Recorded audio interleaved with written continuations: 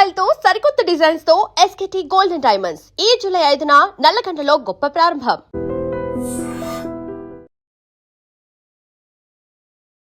నమస్కారం, welcome to I dream. ధర్మ మార్గం విత్ విజిత కార్యక్రమానికి స్వాగతం.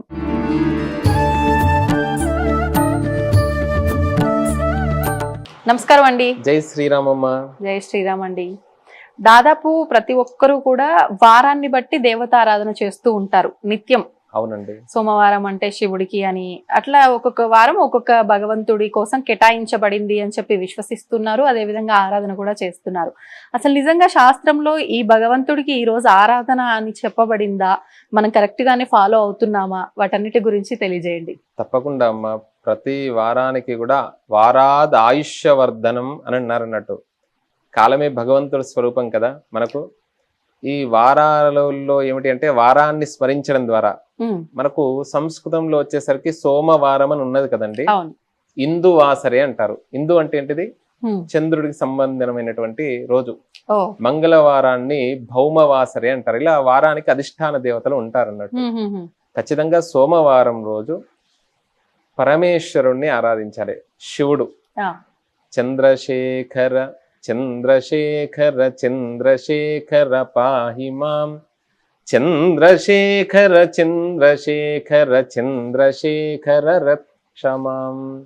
అలా పరమేశ్వరుణ్ణి పంచాక్షరి. పంచాక్షరి అంటే నమశివాయ.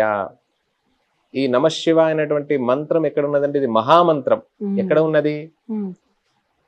వేదములో, అందులో కృష్ణ యజుర్వేదములో, శ్రీరుద్రములో.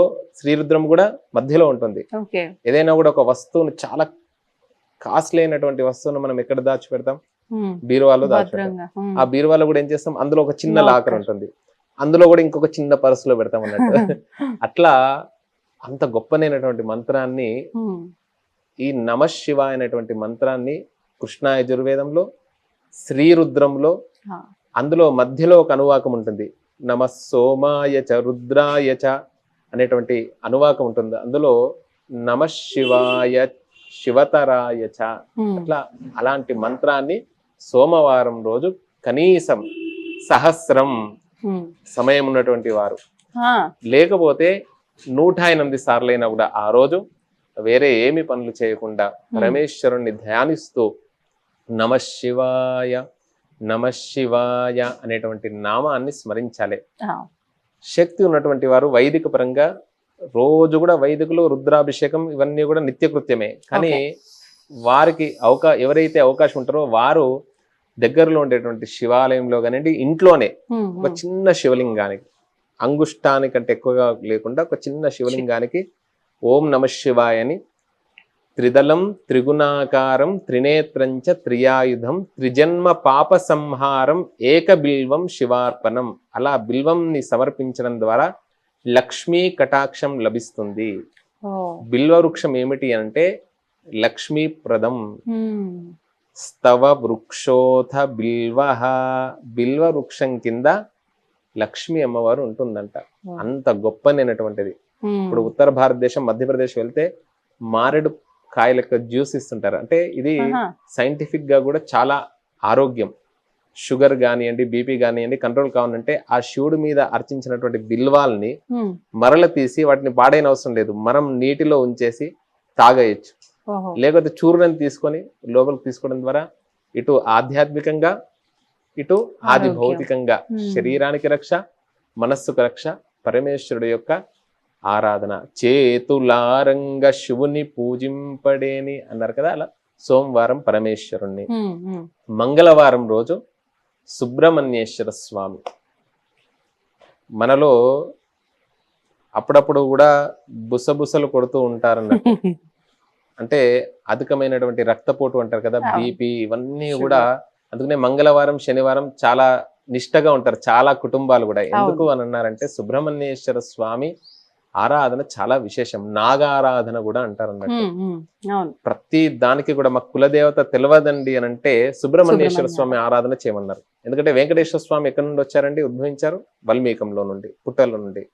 రాముణ్ణి తీసుకోండి, అమ్మవారిని తీసుకోండి, గణపతికి నాగయజ్ఞోపవీతం అన్నారు. ప్రతి దేవతామూర్తి కూడా నాగ సంబంధంగా ఉంటుంది. అలా మనలో ఉండేటువంటి అంటే ఆరోగ్యం కావాలి అనుకునేటువంటి వారు మానసిక ఆరోగ్యము శారీరక ఆరోగ్యం బాగా కోపం వస్తే ఏమవుతుందండి బీపీ పెరుగుతుంది అనవసరంగా వైద్యులకు ఖర్చు పెట్టాల్సి వస్తుంది అది మనం కంట్రోల్ చేసుకోవచ్చు మంగళవారం చూడండి ఎక్కువ గొడవలు ఎక్కువ ఇబ్బందులు కూడా మంగళవారాలే వస్తాయి మనకు సంబంధం లేకుండా కూడా ఒక్కసారే మంగళవారం రోజు తెలియకుండా కుటుంబాలలో గొడవలు అవుతుంటాయి మంగళ శనివారాలు అందుకనే మంగళవారం రోజు సుబ్రహ్మణ్యేశ్వర స్వామి ఆరాధన ఆ రోజు సుబ్రహ్మణ్యాయ నమః స్కందాయ నమః చాలా గొప్ప క్షేత్రం ఉందండి తమిళనాడులో గొప్ప క్షేత్రాలు ఎట్లనో ఆ తమిళనాడులో 6 పడై వీడు అని 6 కడపలు అన్నట్టు ఇక్కడ మనకు భాగ్యనగరంలో స్కందగిరి ఉంది అవకాశం ఉంటే మంగళవారం రోజు మీ ఇంట్లో ఆ రాహుకాలంలో దీపారాధన అంటారు అవకాశం ఉన్నటువంటి వారు స్కందగిరి దేవాలయం లేకపోతే మంగళవారం రోజు సుబ్రహ్మణ్యేశ్వర స్వామి వారిని స్మరించినటువంటి వారికి చాలా జయం జరుగుతుంది స్వామి నజానామి శబ్దం నజానామి చా పద్యం నజానామి చార్థం నజానామి గద్యం చిదేకా షడాస్యా హృదిద్యోతతేమే ముఖాన్నిస్సరంతే గిరశ్చాపి చిత్రం అని అంటారన్నట్టు మురుగన్ అని అంటారు మురుగన్ అంటే అందగాడు అని అర్థం అన్నట్టు సంస్కృతంలో ఆయనను మురుగన్ అంటారు వట్రివేల్ మురుగనొక్క హరోం హర అంటారు అంటే ఆ శక్తి ఆయుధాన్ని ధరించి ఉంటారు స్వామి అలాంటి శక్తిని మనకు సుబ్రహ్మణ్యేశ్వర స్వామి ఆరాధన చేస్తే అనుగ్రహం లభిస్తుంది మంగళవారం సుబ్రహ్మణ్యేశ్వర స్వామి ఆరాధన అంటే మొత్తం ఉదయం అంతా చెప్పలేదు ఆ రోజు ఉదయం లేచిన సమయంలో కనీసం 24 గంటలలో గంట సేపు మాకు గంట వీలు కాదండి ఒక్క అరగంట ఆరాధన చేయండి అంటే అందరికి ఒకటే రుచించదు ఇప్పుడు రోజు ఒకటే పప్పుతోని ఒకటే దానితో తినం కదా మనము కాబట్టి అలా ఒక్కొక్క రోజు ఒక్కొక్క ఆరాధన చేస్తూ ఉంటే ఇవన్నీ కూడా మనకు షణ్మతాల్లో ఉన్నటువంటివే ఆ జగద్గురువులు అనుగ్రహించినటువంటివే బుధవారం రోజు వెంకటేశ్వర స్వామి వెంకటేశ్వర స్వామి విష్ణువు బుధుడికి అధిష్టాన దేవత అంటారు విష్ణువు నారాయణ ఆ విష్ణు సంబంధమైనటువంటి దేవత ఆరాధన చేస్తే చాలా విశేషం తర్వాత గణపతిని కూడా ఆరాధించవచ్చు బుధవారం రోజు విశేషంగా బుధవారం రోజు ఆ మహాగణాధిపతిని సుజలం సుఫలం సస్యశ్యామలం గణపతికి ఇష్టమైనటువంటివి ఏమిటి అండి గరిక మనకి ఎక్కడ ఉంటే అక్కడ ఉంటుంది ఆయనకు చాలా దూర్వా అంటారండి దూర్వా రోహంతో ఆ విధానంగా దూర్వలతో గణపతికి ఆరాధన చేస్తే అనుగ్రహం లభిస్తుంది గం గణపతయే నమః అనేటువంటి నామాన్ని ఒక 108 టైమ్స్ లేదండి కనీసం 11 సార్లన్నా చేయండి ఉదయం లేవగానే వారిని వీరిని తిట్టే బదులు వారితో వీరితో మాటలు పడే బదులు కనీసం అన్ని వదిలిపెట్టేసి ధ్యానం చేయండి ఇవన్నీ చేసుకుంటూ వెళ్తూ ఉంటే ఏమున్నా కూడా 50 సంవత్సరాల వరకు నువ్వు అలవాటు చేసుకుంటే తర్వాత ఇది అలవాటు అవుతుంది నీకు 50 సంవత్సరాల తర్వాత నువ్వు కూర్చో ధ్యానం కూర్చో జపం కూర్చో అంటే ఎక్కడ ఉంటుంది మనకు అంత్యకాలంలో మనం ఏ విధానంగా జీవనం సాగుతామో అప్పుడు కూడా అదే ఆలోచనలు ఉంటాయి రోజు కూడా ఇదే జీవనం పిల్లలు ఇదే పునరపి జననం పునరపి మరణం పునరపి జనని జఠరే శయనం ఇహ సంసారే బహుదుస్తారే అని కాకుండా అలా భగవంతుడి యొక్క ధ్యానం ఇందులో ఉండేటువంటి ఒక తత్వాన్ని మంచిని మనం తీసుకోవాలి ఎప్పుడు కూడా అలా గురువారం రోజు దత్తాత్రేయ స్వామి వారు శ్రీ గురు దత్తాత్రేయ స్వామి వారిని ఆరాధించడం ఆ రోజు మళ్ళీ ఏ రోజుకు ఆ రోజు వస్త్రాలు కూడా ఉన్నాయండి కొంతమంది ఆ రోజు 7 వారాల నగలు అంటారు కదా అట్లా ఉంటుంది ఖచ్చితంగా చంద్రుడికి ఒకటి తర్వాత కుజుడికి ఇప్పుడు 7 వారాల నగలు పంపించారు అని పూర్వం ఉంటుండే కదా ఆ కుజుడికి సంబంధించినటువంటి ఒక రకమైనటువంటి పగడము బుధుడికేమో ఎమరాల్డ్ చాలా కాస్ట్లీ అట్లా గురువుకి ఇట్లా ఒక్కొక్క గ్రహానికి ఉంటుంది అన్నట్టు వస్త్రం కూడా ఎల్లో అన్నట్టు అట్లా ఆ రోజు అలాంటి వస్త్రాలు ధరించి చేసేటువంటి విధానం కూడా ఉంది అట్లా గురువారం రోజు గురువు యొక్క అనుగ్రహం కావాలంటే శ్రీ గురు దత్తాత్రేయ స్వామి వారు కలియుగంలో దత్తాత్రేయ స్వామి వారిని మించినటువంటి గురువు దైవం లేదండి అలా శుక్రవారం రోజు ఎవరండి శుక్రవారం అమ్మవారు లక్ష్మీదేవి ఆ లక్ష్మీదేవిని ఎవరైతే ప్రతి శుక్రవారం రోజు అందరూ కూడా శుక్రవారం రోజు శిరస్నానం చేస్తారు ఇంకా మిగతా వారాలు ఉన్నా లేకున్నా కూడా కొంతమంది మిగతా అంటే ప్రత్యక్షంగా నేను పలకను గాని కొంతమంది ఆ రోజే ధ్యానము ప్రార్థనలు కూడా చేస్తుంటారు వాళ్ళు బయట దేశాల్లో కూడా సుసంపన్నంగా ఉన్నారు కాబట్టి అట్లా ఆ విధానంగా శుక్రవారం చాలా గొప్పనైనటువంటి రోజు, లక్ష్మీప్రదమైనటువంటిది. వందే వందారు మందారమిందిరానందకందలం అమందానంద సందోహ సింధురం బంధురాననం అంగం హరేః. కనకధారా స్తోత్రం. శంకర భగవత్పాదుల వారు ఒక ఆవిడ దగ్గరికి భిక్షకై వెళ్ళిన సమయంలో ఆవిడ మొత్తం ఇల్లంతా కూడా వెతుకుతుంది. వెతగ్గా ఒక చిన్న ఎండిపోయినటువంటి ఉసిరిక కాయ దొరుకుతుంది. అలా స్వామి వారికి భిక్షగా వేస్తుంది. స్వామి ఒక్కసారి అలా లక్ష్మీదేవిని ప్రార్థన చేస్తాడు. కనకధార అలా ఆ కనకధార వృష్టి ఆ ఇల్లంతా కూడా సువర్ణమయం అవుతుంది. అందుకనే దక్షిణ అంటే ఏమిటి అంటే హిరణ్యం తుభ్యమహం సంప్రతదే బంగారం ఏమన్నారు. ఇప్పుడు అన్ని కూడా ఒక్కొక్క దేశంలో ఒక్కొక్క నోట్స్ మన దగ్గర కరెన్సీ విధానంగా మారింది. కానీ పూర్వం ఏమిటి అంటే బంగారమే కదా, అందుకనే అవి రేట్లు బాగా పెరుగుతూ ఉన్నాయి. అదే గొప్పనైనటువంటిది. అలా శుక్రవారం రోజు ఎవరైతే లక్ష్మీదేవిని ఆరాధిస్తారో, లక్ష్మి అనగానే ఏమిటి, వరలక్ష్మి వ్రతం అంటాం. వరలక్ష్మి వ్రతం అంటే ఏమిటి, వరాన్ని ఇచ్చేటువంటి లక్ష్మి అని చెప్తారు. కానీ వర అంటే ఏమిటి, వరుడు అంటే ఎవరండి, పెళ్లి కొడుకు కదా. మన వివాహంలో వరుడిని నారాయణ స్వరూపకంగా భావిస్తాడు. లక్ష్మీ నారాయణుల్ని ఆరాధన చేయలేదు. లక్ష్మీ నారాయణ సంబంధమైనటువంటి హృదయం కానివ్వండి, ఆ రోజు ఈ కనకధార స్తోత్రం పఠించినటువంటి వారికి ఆ అమ్మవారి యొక్క అనుగ్రహం కలుగుతుంది.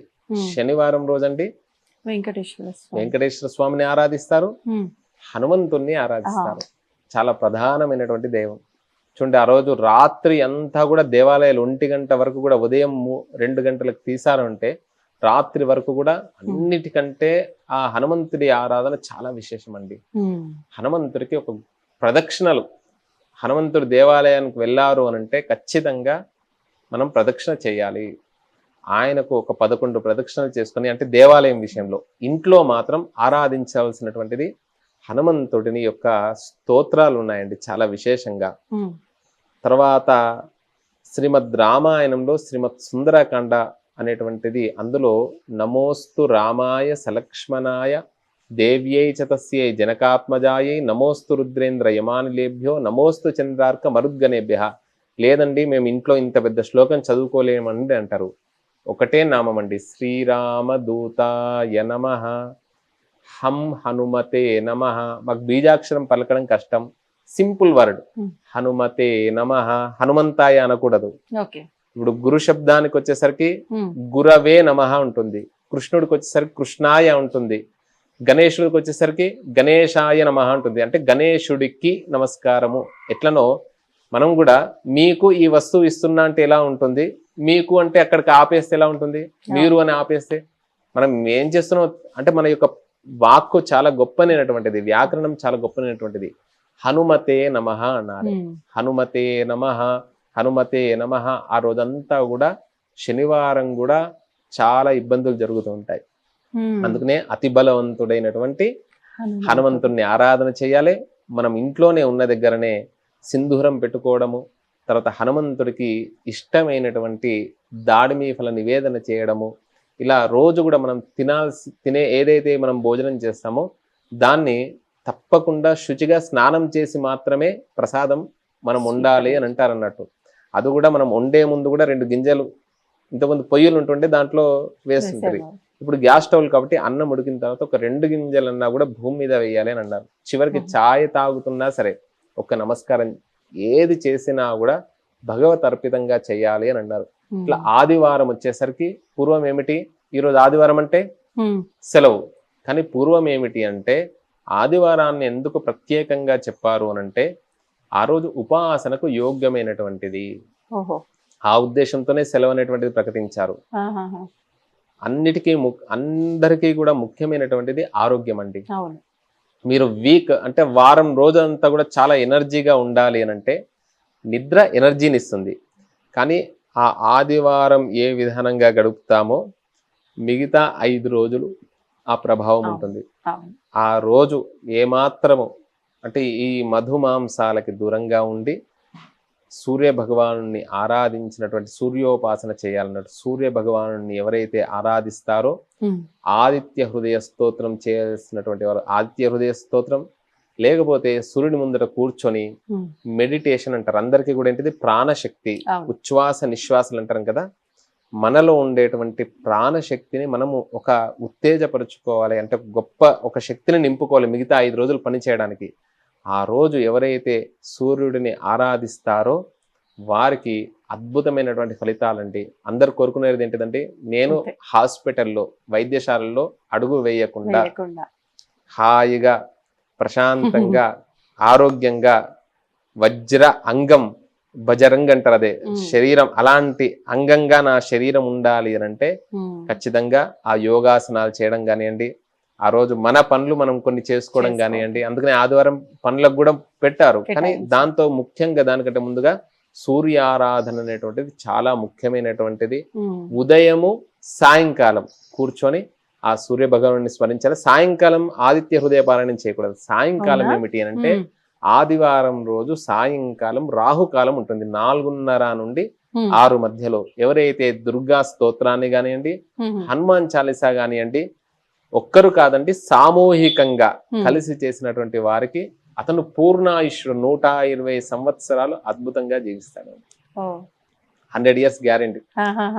అట్లా అంత అద్భుతమైనటువంటి విధానంగా మనకు ఈ వారాల యొక్క మాహాత్మ్యాన్ని, నక్షత్రాత్ హరతే పాపం, అందుకనే కాలం ఎప్పుడు తెలుసుకుంటాం మనం? ఉగాది రోజే కదా. అవును, పంచాంగం ఒక్కొక్క వారం ఈ రోజు ఇతను అని మనకు ప్రత్యక్షంగా చెబుతూ ఉంటారు. నక్షత్రాత్ హరతే, నక్షత్రాలకు కూడా మహిమ ఉంది. నక్షత్రం వినడం ద్వారా పాపం హరించబోతుంది. యోగాద్రోగ నివారణం, యోగం చెప్పడం ద్వారా రోగ నివారణ అవుతుంది. కరణాత్ కార్య సిద్ధిశ్చ వారాదాయుష్యవర్ధనం తిథేశ్చ శ్రియమాప్నోతి. 15 తిథులు ఉన్నాయి, పాడ్యమి నుండి పౌర్ణమి వరకు, అమావాస్య వరకు. అలా తిథేశ్చ శ్రియమాప్నోతి అని చెప్పి వారాత్ ఆయుష్యవర్ధనం. ఇట్లా ఏ వారం ఏ రోజు మనం ఏ విధానంగా సాగించాలి అంటే, ఈ ఐడ్రీమ్స్ ద్వారా అందరూ స్వామి ఈ విధానంగా చెప్పారని చెప్పి ఉదయం నుండి రాత్రి వరకు కాదండి. ఉదయం ఒక అరగంట సేపు నేను చెప్పినటువంటి దేవతా ఆరాధన చేయండి, అద్భుతమైనటువంటి ఫలితాన్ని పొందండి. ఈ ఐడ్రీమ్స్ మాధ్యమం ద్వారా అందరూ కూడా భారతీయ సనాతన ధర్మం యందు అనురక్తి ఆసక్తి కలిగి వంశాభివృద్ధి గోత్రాభివృద్ధి అందరికీ కావాల్సినటువంటిది నెక్స్ట్ జనరేషన్ అని అంటుంటాం కదా. తనకు తాను ఎవరు జీవించరు భారతీయుడు, కాబట్టి తరతరాలు కూడా ఈ విధానంగానే జీవించాలి. భారతీయ సనాతన ధర్మం యొక్క వైశిష్ట్యతను తెలుసుకొని ఒక ఉన్నతమైనటువంటి గమనంతో సహా, మానవ జీవన గమనంతో సహా జీవిత లక్ష్యాన్ని పొందగలరని. జై శ్రీరామ్. జై శ్రీరామ్ అండి, ధన్యవాదాలు. తవ్వండి, తవ్వుతూనే శివలింగం. సరే, దాన్ని అట్లా కప్పేసేయండి, చూపించదండి. Krishna is there. మూర్తి పూజ కాదు, సాక్షాత్ బ్రజేంద్ర నందన భగవాన్ ఉన్నారు మూర్తిలో. ఏమీ ఆశించకుండా ఆరాధించే వాళ్ళు కూడా ఉన్నారా ప్రభుజీ? నిజమైన భక్తి అంటే మనకు తెలియదు కాబట్టి